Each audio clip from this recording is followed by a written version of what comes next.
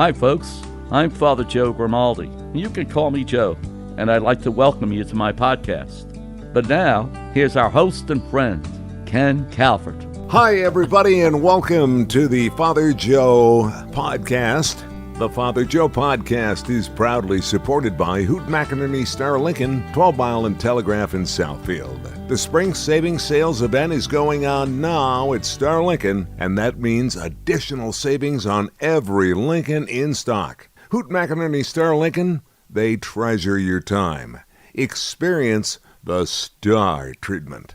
Whether you crave a new Lincoln MKC, Lincoln MKX, the classic Lincoln Navigator, or the awesome Lincoln Nautilus, give them a call, drop on by, and you'll see why. They've been in business for decades. In a hurry, shop online, starlincoln.com.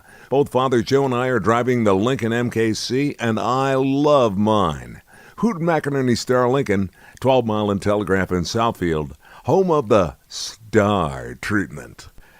Okay, I managed to come up with these topics, and they're not always easy to do. No, but they're beautiful, actually. Yeah. You do a great job. And I was just thinking out loud to myself. I said, Self, I would like to talk to the good Father about, is there really a devil?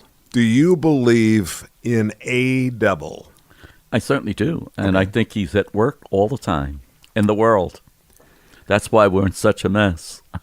You know, it's funny you would mention that. That's exactly what my wife said. Is he at work harder now than he's ever been? People think they always have the worst.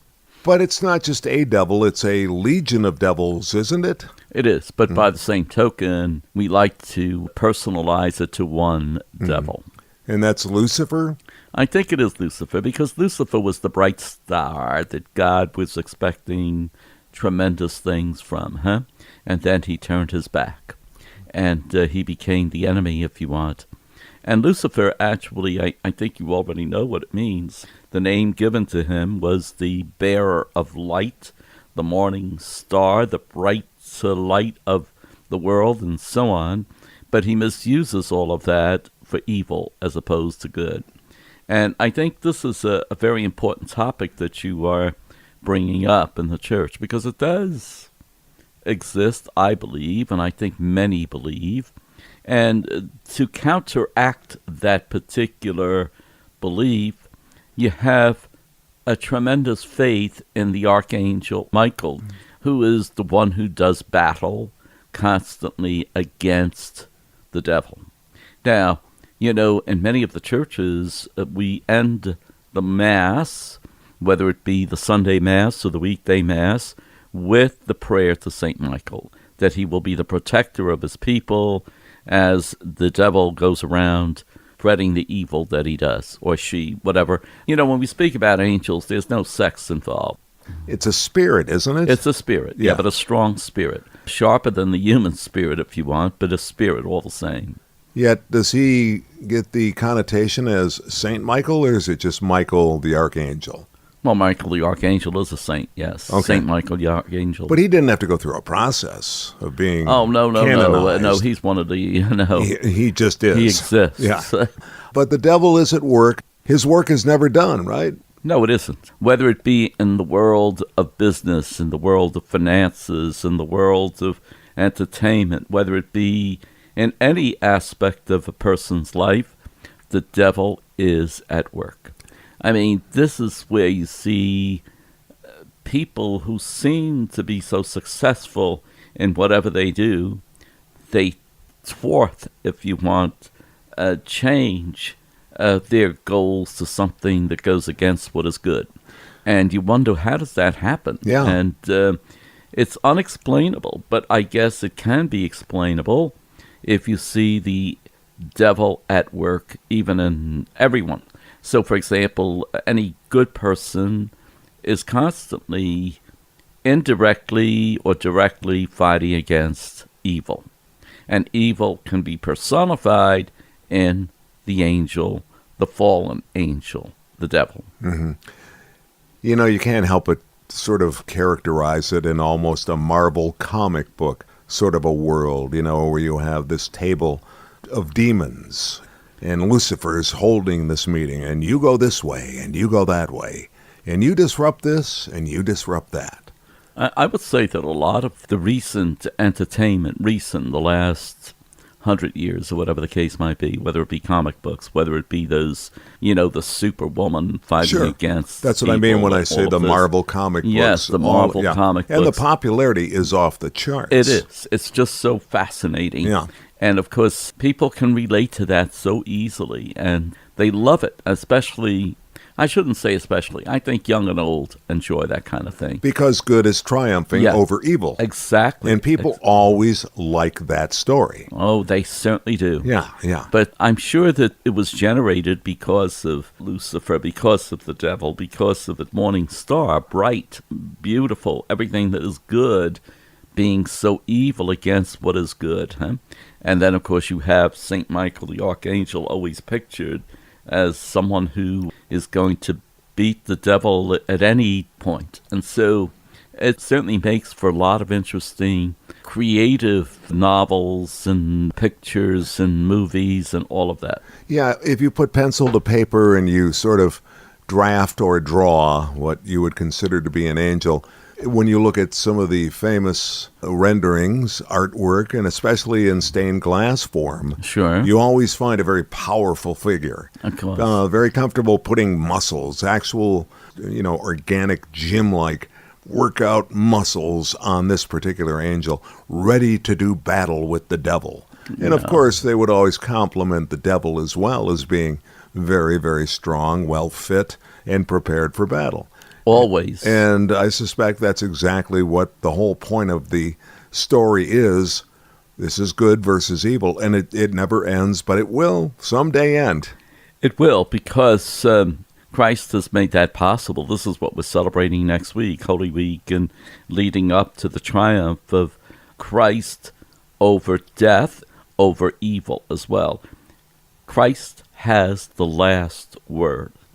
Despite what happens even leading up to that Easter Sunday, we know that it's a very dramatic and powerful week when it builds up to the crucifixion, the suffering, the death, and then finally the resurrection where he beats it all. Was that the devil's finest moment, the crucifixion? Well, I don't know how prescient being able to tell what's going to happen. If it was, then I don't think that was his finest moment, because he knew eventually he would be defeated. But certainly it seems that way because he thought he had conquered. And yet, at the same time, it was Jesus who conquered death even, because he rose from the dead.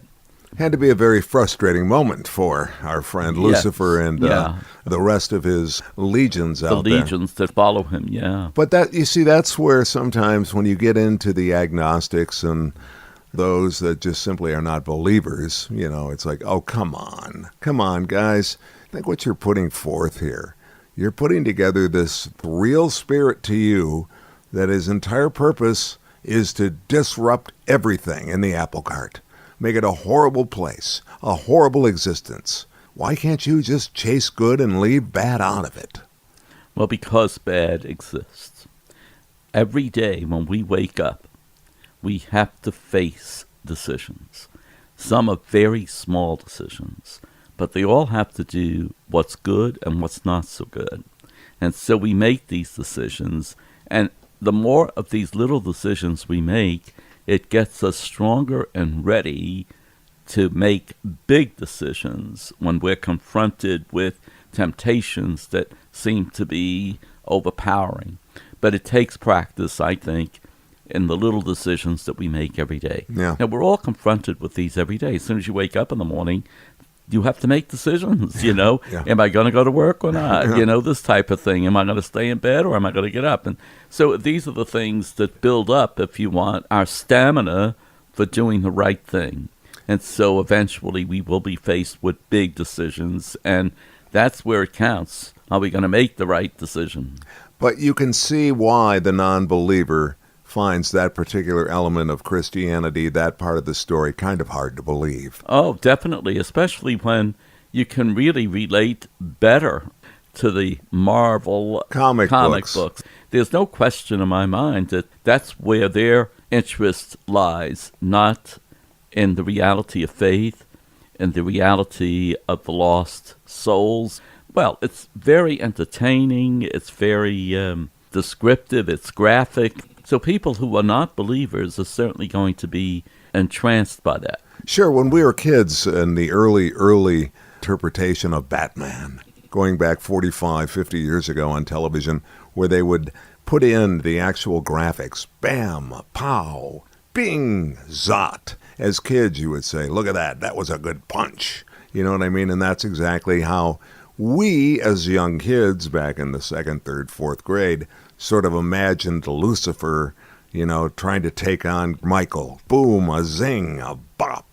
I admit that even I am entranced by it. I enjoy it. Sure. We all are. Well, adults are just as much as children. Because it's good conquering over evil. It comes with a lot of work, a lot of energy, and a whole lot of hurt. Exactly. Because there is, it's hard to believe that we're doing a Catholic podcast talking about Shazam or Wonder Woman or Batman or Superman. Oh, there are so many. The Avengers. Look at this movie coming out, The Avengers. Yes, the talk of the town. The Avengers. Again, good triumphing over evil. I was saying something earlier about the non-believer. It seems like such a simple route to take. The non-believer, the atheist. I don't believe in God, therefore why would I even think about believing in the devil? I don't believe in anything. I believe when I die, the lights go out. It's all over. I always thought that was just a cop-out. It's because you didn't want to face it. You didn't want to face what could possibly be on the other side. So you just decided to take this, I'm an atheist. I don't believe in nothing. Well, if that were the case, then why don't you just rob every bank on every corner?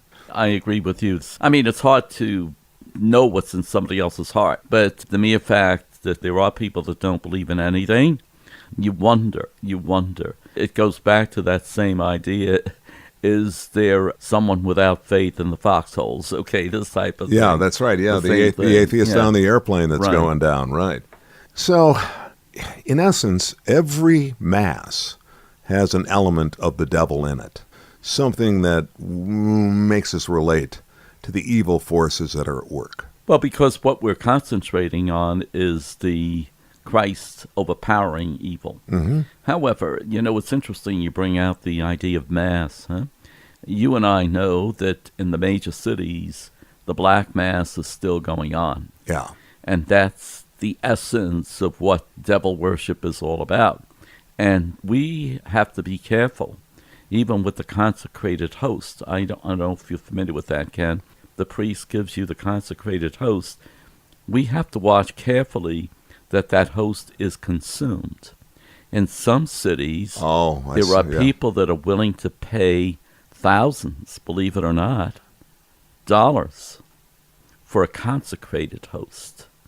And so that in some cities where the Black Mass is practiced, you have to be careful that they're not taking the consecrated host to blaspheme it, to cheapen it, to whatever else, because they do some horrible things in the Black Mass. Laugh at it.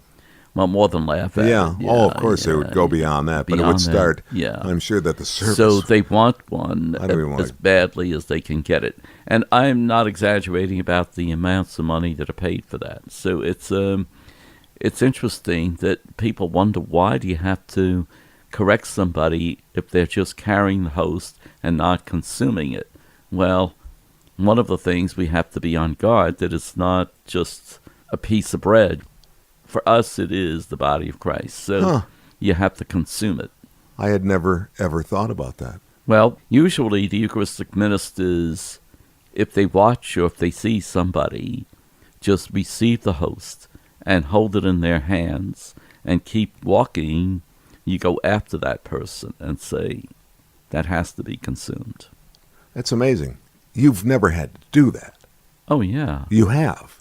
I mean, I don't know if that's what they were doing. No, I realize that. We've all done it. But you've had to sort of walk away for a second and say, I'm sorry. Done it a number of times. No kidding. What do you think they were thinking at the time? They weren't, I don't think. Okay. None of these people are. Yeah, I don't think. No, I'm not saying. Most of I'm them not saying are, sinister or anything dark at all. No. They just didn't realize.